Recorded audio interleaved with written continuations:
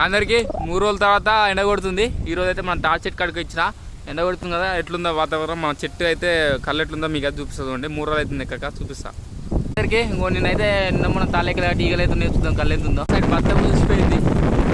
ఈగలు అయితే దూరం ఉంది, వాన వచ్చినప్పుడు ఈగలు స్టార్ట్ అయ్యంటే లేదు. చూడండి ఇలా కళ్ళు కొంచెం ఉంది కానీ ఇక 3 కాయలు రాలిపోయినాయి. అదైతే బత్ చూసిపోయింది, అల్లయితే ఈగలు ఉన్నాయి ఎక్కువ శాతం. చూడండి కాయలు అయితే చూసిపోయినా చూపిస్తాం. వాతావరణం మబ్బులకైతే కాయలు అయితే ఉంటుందో. మళ్ళీ ఇది ఏమైందంటే పండుగల అవి 2 పై గోళలు, ఇది కింది గోళ అయిపోయింది. అందుకే కాయలు అయితే దెబ్బ రాలిపోతున్నాయి.